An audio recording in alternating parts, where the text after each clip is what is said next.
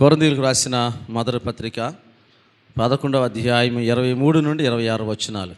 ప్రభు బల సమీపించేటప్పుడు ఒక అంశాన్ని మనం జ్ఞాపకం చేసుకున్నాం. నిబంధన భాగస్వాములు. నిబంధన అనగా ఇద్దరి మధ్యన జరిగే ఒడంబడిక, ఇద్దరి మధ్యన జరిగే ఒక ఒప్పందం. అంటే యేసయ్యకు నాకు, అలాగే యేసయ్యకు నీకు అనుకోండి, యేసయ్యకు నాకు అనుకోండి, యేసయ్యకు నాకు జరిగిన ఒప్పందం. యేసయ్య అన్నారు, ఇది నా శరీరము, ఇది నా రక్తము. దీనిని తినినప్పుడల్లా త్రాగునప్పుడల్లా నేను వచ్చే వరకు మీరు నన్ను జ్ఞాపకం చేసుకోండి. యేసు ప్రభులు వారు జ్ఞాపకం చేసుకోమంటే పౌలు గారు దానికి ఇచ్చిన భాష్యం అంటే, వివరణ ఏంటి, లోతు ఏమిటంటే ఆయన ఏమన్నారంటే, యేసు ప్రభు శరీరము తినేసి త్రాగిన తర్వాత జ్ఞాపకం పెట్టుకున్న వాళ్ళు ఆ జ్ఞాపకాలు ప్రచురించాలి. ఆ జ్ఞాపకములు అది. ఈ రోజున 3 విషయాలు ఈ ప్రచురించే విషయాల్లోంచి ప్రభు మనకు నేర్పిస్తూ ఉన్నారు. అంటే నిబంధన భాగస్వాములు. యేసు ప్రభు తన శరీరాన్ని రక్తాన్ని మనకిచ్చి పరలోకానికి ఆరోహణమైపోయారు. నేను మళ్ళా వస్తానని చెప్పారు. ఈరోజు ఆరోహణ ఆదివారము, వచ్చే ఆదివారము పెంతెకోస్తు ఆదివారము, పరిశుద్ధాత్మ దేవుడు దిగి వచ్చిన ఆదివారం జ్ఞాపకం చేసుకుంటారు. యేసయ్యతో నేను నిబంధన భాగస్వామిగా ఉన్నాను. నేను చేయవలసిన పనులు నాకు అప్పచెప్పి ఆయన ఆరోహణమయ్యాడు. వచ్చేటప్పటికి నేను ఎంతగా ఆయన కొరకు పనిచేశానో, వ్యాపారం చేశానో ఆ లావాదేవీలు యేసయ్యకి నేను అప్పచెప్పాలి. నిబంధన భాగస్వామిలో ఉన్నాను కనుక, భాగస్వామిని కనుకనే యేసు ప్రభు శరీరం రక్తం తీసుకుని, యేసు ప్రభు శరీరం కొరకు రక్తం కొరకు నేను పని చేస్తానని ఒప్పందం చేసుకుని నేను భాగస్వామిని అయ్యాను. ఇప్పుడు యేసు ప్రభు వారు ఒక ఉపమానం చెప్పారు. ఏంటంటే, ఒక యజమానుడు దేశాంతరం వెళ్ళిపోతున్నాడు. ఎక్కడికి వెళ్ళిపోతున్నాడు అండి? దేశాంతరం వెళ్ళిపోతున్నాడు. వెళ్ళిపోతూ తన దాసులు కొన్ని పనులు అప్పచెప్పాడు, కొన్ని బాధ్యతలు అప్పచెప్పాడు, వారికి కొన్ని గిఫ్ట్లు ఇచ్చాడు, కొన్ని తలాంతులు ఇచ్చాడు. అంటే దేశాంతరం అంటే ఆయన పరలోకం వెళ్ళిపోయాడు. అది మనం పాడతాం కదా, పరలోకము నా దేశము పరదేశీ నీలా మాయాలోకమే యాత్రికుడను ఎంతో అందమైనది పరలోకము అసమానమైనది నా దేశము. దేవునికి స్తోత్రం. కనుక యేసు ప్రభు ఆ ఉపమానం ఎందుకు చెప్పారంటే, ఆయనే ఆ యజమానుడు. దేశాంతరం వెళ్ళేటప్పుడు మరలా వస్తాడు. వచ్చినప్పుడు నన్ను లెక్క అడుగుతాడు. నాకు తలాంతు ఇచ్చాడు, నాకు వాక్యం అనే తలాంతు ఇచ్చాడు, ఆరోగ్యం అనే తలాంతు ఇచ్చాడు, నోరనే తలాంతు ఇచ్చాడు, కళ్ళు అనే తలాంతు ఇచ్చాడు, చెవనే తలాంతు ఇచ్చాడు. నేనే వికలాంగుని కాదు, నడవడానికి శక్తిని ఇచ్చాడు, మంచి చేతులు ఇచ్చాడు, ఆలోచన ఇచ్చాడు, తిన్నది అరుపుకోవడానికి దేవుడు శక్తిని ఇచ్చాడు. ఇవన్నీ బాగా పనిచేస్తున్నాయి ప్రస్తుతానికి. అంటే దేవుడు నాకు ఇన్ని తలాంతులు ఇచ్చాడు. చదువుకునే జ్ఞానం, అర్థం చేసుకునే జ్ఞానం, ఇవన్నీ ఇచ్చాడు దేవుడు. ఇవన్నీ ఆయన ఇచ్చినాయే. ఇంకా భక్తులు ఏమంటాడంటే, యెహోవాయే జ్ఞానం ఇచ్చేవాడు. చెప్పండి, జ్ఞానాన్ని విసర్జించాలి తప్ప ఎవరి దగ్గర నుంచి జ్ఞానం తీసుకోడు. ఆయన బ్యాక్ తీసుకోడు, ఇచ్చింది తీసుకోడు. నాకు ఇచ్చే అంటాడు. మనం నాకు ఇచ్చే అంటాం మనం అందరం. ఇచ్చా కూడా మనం చెప్పుతూ ఉంటాం మనం అందరం. అది మానవునికి నా వచ్చింది. కానీ యేసుప్రభు అది కాదు. మనస్ఫోరాలు తన శరీరాన్ని, తన రక్తాన్ని మనకి ఇచ్చేసాడు. జ్ఞానం కూడా ఇచ్చేసాడు మనకి. మనం ఏం చేస్తామంటే జ్ఞానాన్ని విసర్జిస్తాం. అసలైన జ్ఞానాన్ని, పరసంబంధమైన జ్ఞానాన్ని మనం విసర్జిస్తాం. కనుక దేవుడు నాకు జ్ఞానం ఇచ్చాడు, మీకును జ్ఞానం ఇచ్చాడు. ఎంతో కొంత ఇచ్చాడు కదా.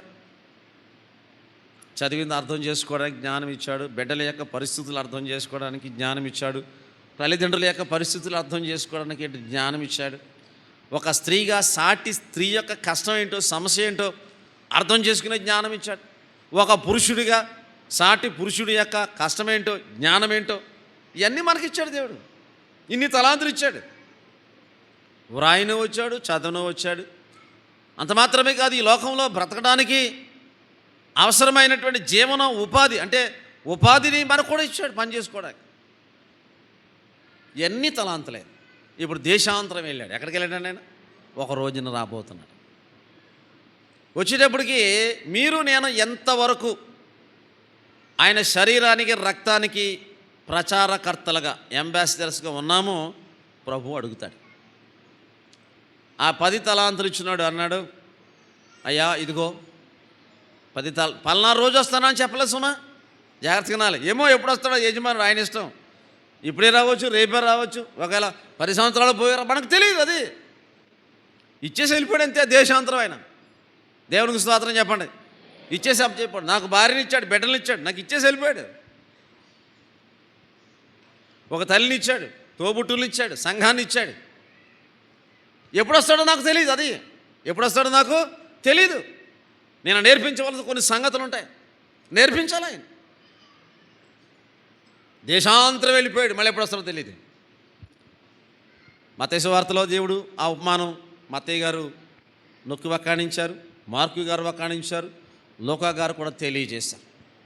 అంటే ముగ్గురు చెప్తున్నారంటే అది చాలా బలమైందని అర్థం. మనం అర్థం చేసుకోవాలి. ఒకే మాట ముగ్గురు చెప్తున్నారు అనుకోండి, ఇద్దరు చెప్పినా కూడా చాలా బలమైంది.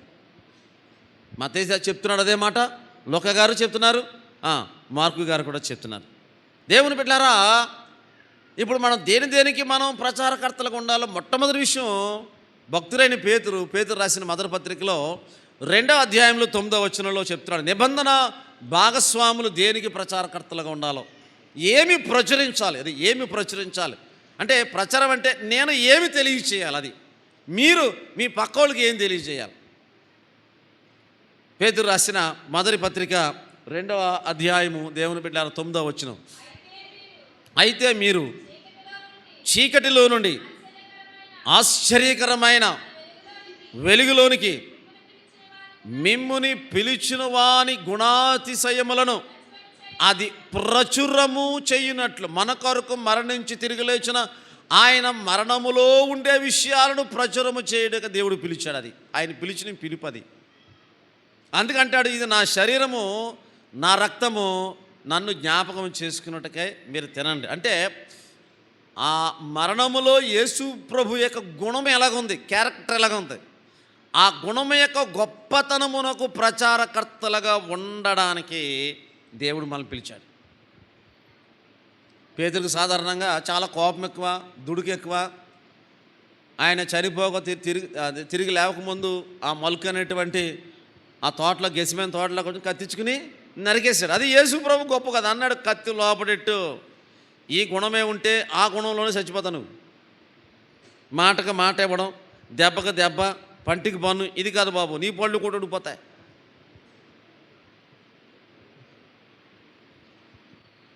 వెంటనే కత్తి లోపడెట్టాడు. మళ్ళా కత్తి తీయలేదు. ఎప్పుడు ఆ కత్తి మాటే మర్చిపోయాడు. ఇంకా ఇప్పుడు ఆయన అంటున్నాడు ఏంటంటే, దేవుడు నన్ను ఎందుకు పిలిచాడు, ఆయన చివరిసారిగా మాతో కలిసి భోజనం చేసినప్పుడు నాకు అప్పచెప్పిన బాధ్యత ఏమిటంటే, ఆయన గుణమే యొక్క గొప్పతనమునకు ప్రచారకర్తలుగా ఉండడానికి నన్ను పిలిచాడు. నిబంధన భాగస్వాములం. ఒకరోజు మన రాజుగారు రాబోతున్నారు. ఎవరై రాజు? యేసు ప్రభువు వారు. రాజులకు రాజు రాబోతున్నాడు. 2వ కొరింథీయులకు రాసిన పత్రికలో 5వ అధ్యాయంలో 9వ వచనంలో మనం అందరము క్రీస్తు న్యాయపీఠము దగ్గర ప్రత్యక్షము కావాలి, కనపడాలి మనందరం కూడా. అప్పుడు అడుగుతాడు, బాబు చెన్నయ్య గారు, నువ్వు దేనికి నువ్వు ప్రచారకర్తగా ఉన్నావు? నా గుణం ఎవరన్నా నీలో చూడగలిగారా? నాలో ఉన్న ప్రేమ, నాలో ఉన్న క్షమాపణ, సిలువలో దెబ్బలు ఎలా ఊర్చుకున్నానో, అన్యాయంగా దూషించబడి నేను దూషించకుండా ఎలా సహించుకున్నానో నా గుణం నీకు తెలుసు కదా. ఆ జ్ఞానం ఉంది కదా నీకు. దానికి ఏమన్నా నువ్వు సాక్షిగా ప్రచారం నీలో నుంచి ఎవరైనా నేర్చుకున్నారా? ఎవరైనా నేర్చుకున్నారా? రేపొద్దు నేను లెక్క చెప్పాలి తండ్రికి. కేవలము యేసు ప్రభు శరీరంలో రక్తములో నేను పాలిభాగస్తులు అవ్వడం మాత్రమే కాదు, కానీ ఆయన అన్నాడు, నన్ను జ్ఞాపకం చేసుకోండి, నన్ను జ్ఞాపకం చేసుకోండి. అంటే మీ కష్టాల్లో అలాంటి ఎదుటివారు నేను అన్యాయంగా దూషిస్తున్నప్పుడు, ఎదుటివారు నేను అన్యాయంగా అవమానపరుస్తున్నప్పుడు నువ్వు ఎలాగా ఉండాలంటే నేను ఎలాగున్నానో అలా ఉండాలి. నువ్వు ఇలా మాటకు మాట ఇవ్వలేదు, దెబ్బకి దెబ్బ కొట్టలేదు, నాకు బలం అందు కోరుకుంటాను, ఇస్తాడు తండ్రి, నేను కోరుకోలేదు. నేను ఎందుకొరకైతే పంపబడ్డానో అందుకొరకే ఆ గుణమును చూపడానికే నేను ఈ లోకానికి వచ్చాను. దేవునికి స్తోత్రం చెప్పండి. కనుక మిమ్ములను పిలుచు వాని గుణాతిశయములను ప్రచురము చేయు నిమిత్తము చీకటిలో నుండి, పాపములో నుండి, లోకములో నుండి ఆశ్చర్యకరమైన పరిశుద్ధతలోనికి, ఆశ్చర్యకరమైన వెలుగులోనికి, ఆశ్చర్యకరమైన యేసు క్రీస్తు తండ్రి గారి యొక్క గుణములలోనికి ఉండడానికి దేవుడు మళ్ళీ పిలిచాడు. లోకాన్ని మర్చిపోవాలి. వివాహం అయిపోయిన తర్వాత పెండ్లి కుమార్తె ఇంక తండ్రి ఇంటిని మర్చిపోవాలి. ఇంకా ఆమె పాటించవలసింది ఏంటంటే తండ్రి అంటే తన భర్త యొక్క ఇంటి పద్ధతులను పాటించాలి. అప్పటివరకు పెళ్లి కూతురికి ఇంటికాడ ఉన్నప్పుడు తండ్రి తల్లి ఇంటికి మంచాన్ని దగ్గర తెస్తారు. ఇప్పుడు పెళ్ళి అయిన తర్వాత నువ్వేం చేయాలంటే దేవుడికి అప్పచెప్పిన బాధ్యత ఏమిటంటే నీ అత్తగారికి, మామగారికి, భర్తకి, నీ ఇంట్లో ఉన్న వాళ్ళందరికీ గుణవతి అయిన భార్య వలె అందరికీ నువ్వు మంచం దగ్గర తెచ్చేవడం అనే సంగతి మనం మర్చిపోకూడదు.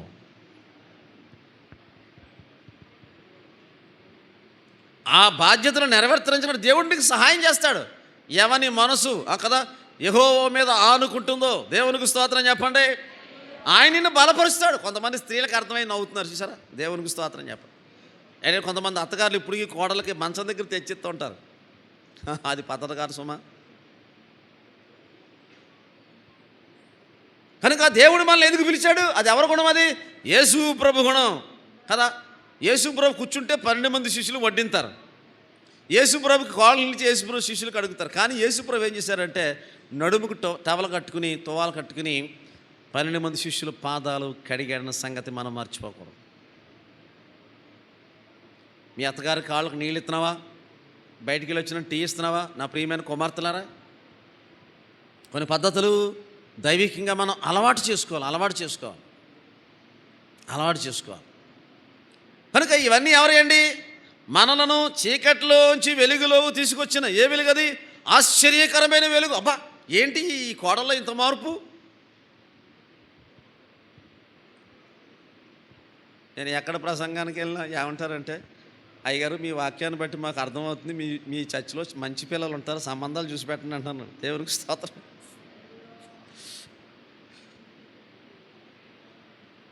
మా పిల్లల సంగతి ఏంటో నాకు తెలుసు. దేవునికి స్తోత్రం చెప్పండి. హల్లెలూయా. ఎక్కడికి వెళ్ళి ఇదే పాట, మీ సంఘంలో చూడండి బాబాయ్ గారు, మీ పడిగట్టు బాగుంది, మీ వాక్యం బాగుంది అంటున్నారు నాతో. అలాగేనమ్మా, దేవునికి స్తోత్రం, చూస్తాను మరి అంటాను కదా. మనలను ఆశ్చర్యకరమైన అంటే చీకట్లోంచి, అవిధేయతని చీకట్లోంచి, లోకంలోంచి తీసుకొచ్చింది. ఎందుకంటే యేసు ప్రభు వారి యొక్క మన కొరకు మరణించి తిరిగి లేచిన ఈ రోజున ఏ శరీరంలో అయితే, ఏ రక్తములో అయితే మనం పాలుభాగస్తులు అవుతున్నామో ఆ శరీరం గురించి, ఆ రక్తము గురించి సాక్షులుగా నిలబడడానికి దేవుడు మనల్ని పిలిచాడు, ప్రచారం చేయడానికి. దేవునికి స్తోత్రం చెప్పండి. అది మొట్టమొదటి విషయం. రెండో విషయం ఏంటంటే దేవుని బిడ్డలారా, నిర్గమకాండము 9వ అధ్యాయము 16వ వచనములో ఒక అద్భుతమైన విషయానికి మనం ప్రచారకంగా ఉండాలంటే దేవునికి స్తోత్రం. హల్లెలూయా. ఆయన గుణము యొక్క గొప్పతనానికి మొట్టమొదటిది మనం సాక్షులుగా, ప్రచారకర్తలుగా ఉండాలి. రెండవది ఏమిటంటే నిర్గమకాండము దేవుని బిడ్డారు 9వ అధ్యాయము 16వ వచనం. నా బలము నీకు చూపునట్లును భూలోకమందంతటా నా నామమును ప్రచురము చేయునట్లును ఇందుకే నేను నిన్ను నియమించాను. దేవునికి స్తోత్రం. ఇప్పుడు మనం దాన్ని తిరగేసి చదువుకోవాలి. అంటే తెలుగులో ట్రాన్స్లేషన్ ఏంటంటే మొదటిది ఫస్ట్కి, చివరిది ఫస్ట్కి వచ్చింది. నీవు నా నామమునకు, నా పేరుకి మంచి పేరు తెస్తే నా బలము నీకు అనుగ్రహిస్తాను. దేవునికి స్తోత్రం కదా. మనకు ఆధ్యాత్మిక బలం కావాలి, మానసిక బలం కావాలి. ఇప్పుడు కాలేజీలు, స్కూల్ స్టార్ట్ అయ్యి ఆర్థిక బలం కావాలి. ఇన్ని బలాలు ఉన్నాయండి. మనము ఈ విధంగా ఇప్పుడు పిల్లలు చదువుకుంటున్నారు. 10th క్లాస్కి వెళ్ళే వాళ్ళకి చదువు బలం కావాలి, ఇంటర్మీడియట్కి వెళ్ళే వాళ్ళకి నీట్ కొట్టే బలం కావాలి, డిఎస్సికి వెళ్ళే వాళ్ళకేమో డిఎస్సి కొట్టే బలం కావాలి. ఈ రోజున కొంతమంది ఎస్ఐ కానిస్టేబుల్ పరీక్షలే రాస్తున్నారు. ఆ బలం కావాలి అందరికీ. అందుకనే పౌలు అంటాడు, బుద్ధి జ్ఞానములు సర్వసంపదలు ఆయన యందే ఉన్నాయి. కనుక ఈ బలాన్ని మనం సంపాదించుకోవాలి. గుణవతి అయిన భార్య దొరుకుట వరకు అట్టుది ముత్యమ్మ కంటే అమూల్యమైనది. ఆమె యొక్క మొట్టమొదటి లక్షణం ఏంటంటే జ్ఞానవంతురాలు తన ఇల్లును కట్టుకొనును. అంటే కుటుంబాన్ని కట్టుకునే బలము కూడా యేసు ప్రభు శరీరంలో రక్తంలో ఉన్నది. చీట్లు కట్టుకునే బలం, అప్పులు తీర్చుకునే బలం, గృహాలు కట్టుకునే బలం. ఆయన అంటాడు, నా బలము నీకు అనుగ్రహించబడాలంటే అది నా బలము, ఆధ్యాత్మిక బలము, సంతోషం మీకు అనుగ్రహించబడాలి. మన కుటుంబాల్లో భార్యాభర్తల మధ్యన సమాధానం అనుగ్రహించబడాలి. అది బలం. అది అంటే దేవుని నామానికి ఎలా ఉండాలంటే సాక్షులుగా దేవుని బిడ్డలారా వాక్యం సెలవిస్తుంది, ఆయనను ప్రేమించేవారటండి ఉదయించు బలంగా ఉదయించే సూర్యుని వలె ఉంటారట. దేవునికి స్తోత్రం. అంటే ఉదయించే సూర్యుడి యొక్క బలము ఎండ వేడిమి దాని యొక్క వయసు పెరుగుతున్న కొలది పెరుగుతుంది తప్ప తగ్గదు. దేవునికి స్తోత్రం కదా. నీ వయసు పెరుగుతుంటే నీ బలం తగ్గదు యేసు ప్రభుని ప్రేమించినట్లయితే. కనుక దేవుడు యెహోవా తండ్రి గారు మోషేతో ఏమంటున్నారంటే, నాయనా మోషే, నీకు 120 సంవత్సరాలు వచ్చినా నీ యొక్క కాళ్ళలో సత్తు తగ్గకుండా ఉండాలంటే, కంటి చూపు తగ్గకుండా ఉండాలంటే, నీ ఒంట్లో బలం, నరాలలో బలం తగ్గకుండా ఉండాలంటే నువ్వు చేయవలసిన పని ఏమిటంటే, నువ్వు ఎక్కడికి వెళ్ళినా, సీనాయి కొండ మీదకి వెళ్ళినా, మీ అత్తోరింటికి మిద్యాని వెళ్ళినా, నువ్వు స్కూల్కి వెళ్ళినా, కాలేజీకి వెళ్ళినా, నా నామమునకు ప్రచారకర్తగా నిలబడినట్లయితే నీకు స్కూల్లో కావలసిన బలము, జ్ఞాన బలము, దేవునికి స్తోత్రం, జ్ఞానము బలము ఆయన కుడి చేతిలో ఉన్నాయి. ఎక్కడున్నాయండి? ఆయన కుడి చేతిలో ఉన్నాయి. ఎవరికి అనుగ్రహిస్తారు? ఆయన అంటాడు మోషేతో, నా నామమును నువ్వు బలపరచబడాలంటే, నువ్వు ఎదుర్కొనే ప్రతి శోధన కష్టము 20 లక్షల మంది నేను శోధిస్తున్నప్పుడు దానిని జయించాలంటే నువ్వు నా నామమునకు సాక్షిగా ఉండు. నామమును మార్చుకో, పేరు మార్చుకోకో. సాతాను గాడిక గుణాలకి, కోపానికి, తాపానికి, తల్లిదండ్రుల మీద అవిధేయతకి, దానికి నువ్వు సాక్షిగా ఉండకు. అలాంటప్పుడు నా బలం నీకు ఎలాగొస్తుంది? నువ్వు వీక్ అయిపోతావు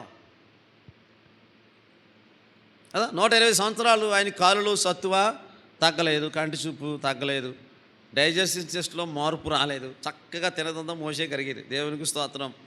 40 రోజులు ఉపవాసం తర్వాత కూడా ఆయన సిస్టమ్ మారలేదు. కారణం ఏంటంటే ప్రభువారు ఆయన అంటాడు, నా బలము అంటే నువ్వు చేయవలసిన కార్యక్రమాల్లో నీకు బలం కావాలి, ఆధ్యాత్మిక బలం కావాలి, ఆర్థికపరమైన బలం కావాలి, ఖండ బలం కావాలి, ప్రార్థనా బలం కావాలి, కుటుంబ బలం కావాలి. ఇవన్నీ బలాలు కూడా నా దగ్గర ఉన్నాయి. కనుక చూడండి 9:15 నా బలము నీకు చూపునట్లు. దేవునికి స్తోత్రం చెప్పండి. హల్లెలూయా. చాలామందికి ఇంటర్మీడియట్లోకి వెళ్ళిన తర్వాత నేను IIT అవుతావు. నువ్వు దేవుని నామానికి సాక్షిగా ఉండు. అయ్యో నేను అప్పులున్నాయి, ప్రభు తీరుస్తాడు. నువ్వు ప్రభు నామమునకు ప్రచారకర్తగా ఉండు. దేవదూతతో కబురు పెట్టించారు తండ్రి గారు యేసేపు గారికి, మరియమ్మ గారికి. దేవుడు తన ప్రజలను వారి పాపము నుండి వారిని రక్షించును గనక ఆయనకి ఏ పేరు పెట్టారండి? యేసునామం. అన్ని నామముల కన్నా పైనామము యేసునామం. ఆ నామమునే నువ్వు హెచ్చించినట్లయితే ఆ నామములో ఉండే దివ్యమైన గుణములకు మీరు నేను కూడా ప్రచారకర్తలుగా ఉంటే దేవుని యొక్క బలము నీకు అనుగ్రహించబడుతుంది. ఎదుటోడు గొలియాత్ అయినా చిన్న రాయికి పడిపోతాడు. దేవునికి స్తోత్రం చెప్పు. యుద్ధం ఎవరిదండి? యెహోవాదే. నీకు 70 సంవత్సరాలు వచ్చినా కాలు సత్తు తగ్గదు, 80 సంవత్సరాలు వచ్చినా కాలు సత్తు తగ్గదని ప్రభు చెప్తున్నాడు. నువ్వు నీరసంగా ఉండవు, బలహీనంగా ఉండవు. కారణం ఏంటంటే ఆయన అంటాడు, ముదిమి వచ్చే వరకు చంకనెత్తుకునేవాడును నేనే. అలాగే వెళ్ళిపోయాడు అంతే. ఇదిగో వెళ్ళిపోతున్నాను, పండుకుని చనిపోయాడు. ఎవరండి? మోషే గారు. నేను పండుకొనబోచున్నాను. ఏదో మంచం మీద పడుకున్నట్లుగా హ్యాపీగా పడుకుని ప్రభు దగ్గరికి వెళ్ళిపోయాడు. ఒకటి దేవుని బిడ్డలారా, ఆయన గుణముల యొక్క గొప్పతనానికి మనం సాక్షిగా ఉండాలి. మన జీవితంలో ఆయన బలము